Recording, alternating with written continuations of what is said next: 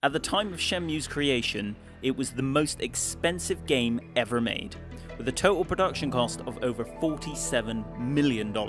For anyone who played Shenmue around the time of its release, it's easy to see why this game costs so much. A fully voice-acted 3D world, with its own in-game time system which each character, shop, and transport adhere to. A day and night system with weather based on the actual weather from that date in the real world for the setting of the game, Yokosuka, Japan. A huge in-depth story spanning multiple locations, multiple gameplay types, and even spanning future games that to this day are not yet released. A data transfer system between the first and the second game, a massive amount of in-game collectibles such as figurines, music, and even actual playable arcade games, a fully fledged fighting game style combat system with dozens of different combos and moves to learn that are all improved by doing training in your home dojo. I could go on with this list. These are all things that many games have done since, and arguably have done better. But I think what's most impressive is all of this came out way back in 1999. All these reasons and more are why you should play Shenmue.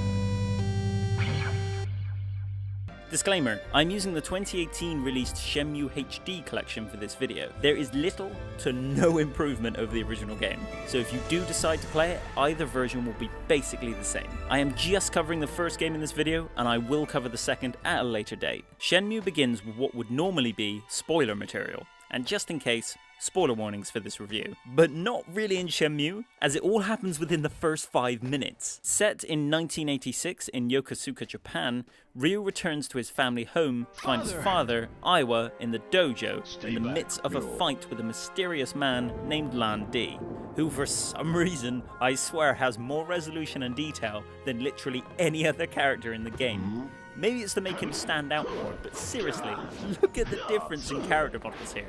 Anyway, Landy is here for a mysterious relic known as the Dragon Mirror. Ryu runs into the dojo to save his father, only to get his ass kicked in one hit. Landy then threatens Ryu, and his father gives up the Dragon Mirror. Wait! That's not the only reason Landy is here though. He's here for vengeance on Iowa for killing someone called Zhao Sun Ming. Landy then kills Iowa with a rib-breaking blow, and Iowa dies in Ryu's arms. No! There is more emotion and drama in this section than most games of the 90s combined. It's fully voice acted, and even the camera work is pretty good for the time especially. This was such a leap forward in game design, one that many games replicate today, with a huge focus on story from the get-go, treating its audience to a Hollywood-level story. Story is really the main focus for Shenmue. Despite its multiple gameplay styles, the focus is always around Ryo Hazuki's journey. After his father's murder, Ryu vows revenge on the killer, Lan Di, and sets out to find out more about his father's mysterious past, the man he killed, and the man who killed him. Now, the gameplay starts. You start off by waking up in your room 4 days after your father's murder. You wake up, and you're in a small, tidy room, and the first thing you do, what the game kind of encourages you to do, figure shit out. You push buttons to see what they do, quickly finding out that one trigger zooms in on things, and then you realize when you look at objects, you zoom in closer. So you start pushing more buttons, and oh sweet jumping jelly beans, you can open every drawer in the room. Why is that exciting? I don't know. So yeah, huge emotional opening, followed by compelling drawer opening action. You can find pictures, music tapes, tape decks, and more. This is one of the hardest games to convince someone that it's fun, because it sounds so mundane the whole way through. And it kind of looks it too, but trust me, somehow this game just kind of works. You walk out into the house and you are greeted with a realistic 1980s Japanese home, complete with sliding doors, shrines, wash baskets with special moves in, and a Sega Saturn, a console that didn't release for more than a decade after the game is set. Clearly, the mystery of Shenmue is Ryu. is from the future. You quickly find that the game plays almost like a point-and-click adventure, but instead of clicking, you move around naturally, and you slowly zoom in on things, and Ryu will slowly pick them up, or interact with them. Sounds exhilarating, doesn't it? Your first task in the game is to find out more about the day that Ryu's father was killed. So after leaving your home, you come into a small town, and when I first played this in the early 2000s, this town seemed incredibly detailed. Every house is interactable with, where Ryu can knock on the door of residents and talk to those that are home. There's construction work going on, although there's never any workers there, clearly Sega's satire on real life. There is a phone booth where you can call multiple in-game phone numbers, and even a local store where you can buy food and in-game music tapes. Some of these are actually useful, such as feeding the local cat, although this does turn out to be pointless, but most just give you a chance at the sweet, sweet prizes! Shenmue has its own lottery, and you can win detailed in-game figures of famous Sega franchises, such as Sonic the Hedgehog. And these can also be bought from capsule machines outside most shops. You can also get boomboxes, and best of all, video games. That's right, the Sega Saturn you find in your house actually works, except with Mega Drive style arcade games rather than Sega Saturn games. I think only Super Hang-On and Space Harrier are available to collect, but it is fun to have an unlimited credit version of these games available to play. You can also play these games throughout the in-game day at the local U arcade, where you play with in-game money, which is yen, for each credit. You can even save high scores and use the only high score name you should ever use. This is one of the first games where you feel you're really playing a character rather than just projecting yourself onto that character. As you progress through the game investigating Ryu's father's death, you start to follow Ryu through more dangerous situations, starting with bar fights and moving on to street fights, gang fights, to full-on brawls, fighting up to 70 enemies in one scenario. I find that you never feel in charge of Ryu's life, but more an active observer as his life becomes purely about the desire for revenge, ignoring his schoolwork, friends, and even his family at times.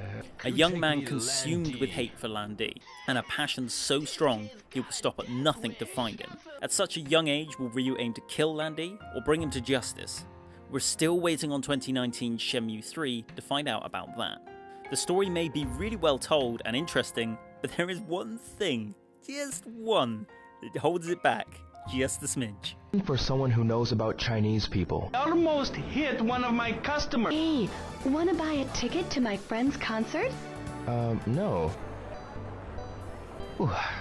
I'm sorry, but I'm gonna have to ask you to resign. Am I fired?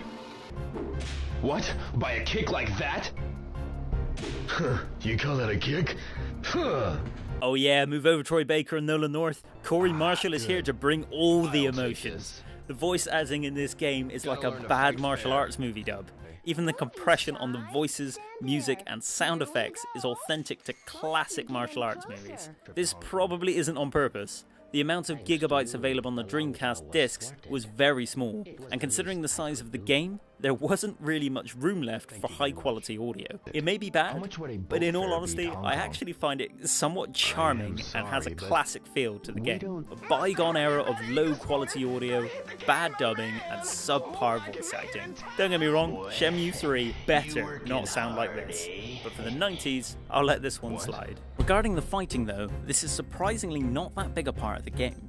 Despite the depth of the combat system, you can go on for hours without fighting a single opponent, at least in the first half of the game. The depth of the combat though is truly impressive, built on the designs and style of Sega's own Virtual Fighter series, which is also by the same director, Yu Suzuki. Attacks are handled with a standard punch, kick, grab, and dodge button, and then, using dozens of different combinations, you can perform a huge amount of different attacks. You start off with most of these moves available to you, thanks to Ryu's martial arts training in the family Hazuki style. By exploring the environment, talking with different characters and continuing through the story itself, you learn more complex and interesting moves, coming from multiple real-life martial arts such as ninjutsu, judo, and taekwondo. For 1999 especially, this was incredibly impressive in its scope, unseen in any other adventure game at the time, or even really fighting games. Moves even get more powerful and complex in their animations based on how long you train them, and sleeping will also help to boost your abilities as well. Shenmue may not be the most well-known game, but it was incredibly influential to the future of video games, introducing many concepts that other games still use today. One of these concepts is an in-game time system, with an hour roughly being 4 to 5 minutes. Ryu wakes up around 7:30 in the morning and forcibly goes back to bed no later than 11:30 PM. You're looking at around an hour per in-game day. This gives the world a very realistic feeling, as characters, shops, and weather will adhere to this time, and most importantly, so will in-game key events. You will often be told snippets of information that Ryu will write in his notepad for you to check over if you forget. Often this will be to get to a certain place at a certain time, talk to a certain person, and other actions. The game likes to keep you guessing by not always finding what you were expecting to find, and this system works great, for the most part. The problem it has is, although there is a lot to do in the game, such as training, playing video games, collecting figurines, and finding other secrets, after dozens of hours of playing the game, this just becomes way too repetitive and days become incredibly dull, as you literally have to wait for time to pass in order to progress. There is no time skip in this game either, so if you need to wait for 7 PM the next day, and it's currently 7 PM the previous day, you are looking at over an hour's real-time wait to continue. You're not so much playing the game at times, but waiting for it to hurry the fuck up. Now we're moving into a bit more of a spoiler territory here, so watch out. After a while through the story, on the Dreamcast, this is when you switch to disc 2, you get what we all must one day do: get a job. Now, this isn't some silly little minigame, oh no. This is 6 in-game days straight of moving goddamn boxes around with a forklift and having no regard for pedestrians or other workers. You move a box from one location to another, then you go back and you get another. Rinse and repeat from 9 AM to 12 PM in-game, then take a 2-hour lunch break where there is little to nothing to do. Then work 2 to 5 PM in-game. Compelling gameplay, I know. Don't worry if you're looking for action though, because every single day you get to compete in the ultimate street race. Forklift races. Yeah, let's get those engines started, kick it into high gear. Oh, look at those speeds. Oh shit, this is awful.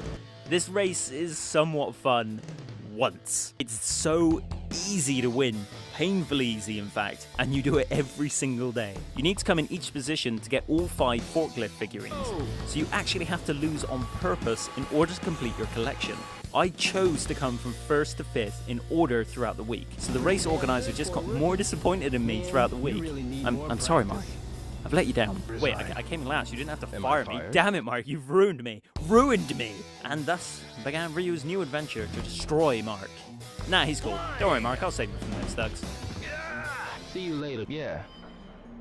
You're welcome. There is one last thing to mention on gameplay now, and this is both a curse on the gaming industry, and when done right, like in Shenmue, it's kind of a blessing. QTEs. Shenmue is one of the first games to use QuickTime events.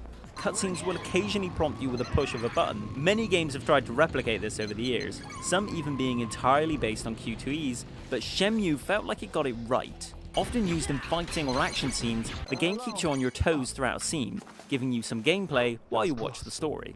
Now, I won't mention any more on the story, as it is something you will want to experience firsthand. I will say this though, even 19 years after this game was first released, this is still one of the most compelling stories in video games. I have only ever completed the first game, although I will be playing Shenmue 2 soon, so I only know half of the story that's released so far. But I know that the story in the second game is even more compelling and draws you into the world of Ryu Hazuki even further. Shenmue 2 was released in 2001, so many players have been waiting 17 years for the continuation, and they still have another year to go.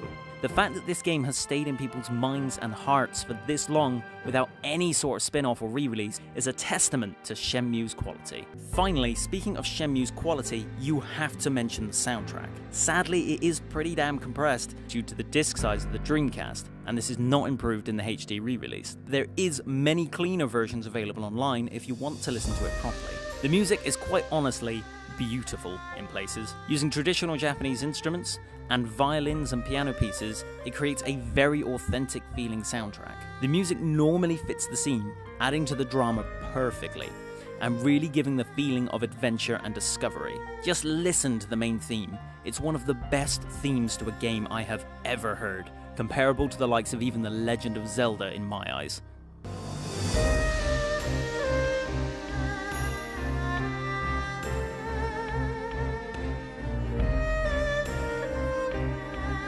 If you've played the Telltale games, or any point-and-click style adventure games, this is essentially like a more interactive version of that. Talking to characters to further the story, exploring the environment, finding items, and working out environmental puzzles. Top all this off with a solid fighting system, a truly compelling multi-game arcing story, and for the time, pretty damn good graphics and animations, and you get one of the most endearing games available even today.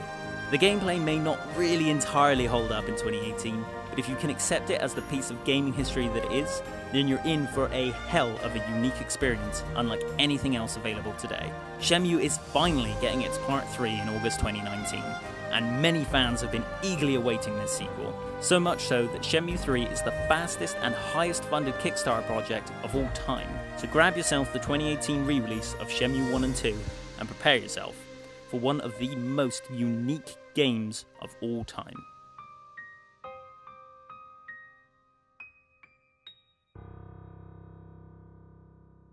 Thank you all for watching. My name is Phil, I was the creator of this video. I hope you're all enjoying the new look and the intro to the channel. Please drop a comment below with any thoughts, or any games you would like me to cover. If you enjoyed this video and would like to see more, I release a video roughly towards the end of each month, covering modern and classic video games, and even unofficial games you may not know about. I also like to talk about the history of hype in my series, Ticket to the Hype Train. Please subscribe to the Pixel Tavern and share the video. It really helps to boost the channel and allows me to make more content. Overall, I just really appreciate it. And if you fancy watching any other of my videos, there is more on screen now. Until the next video guys, thank you very much for watching.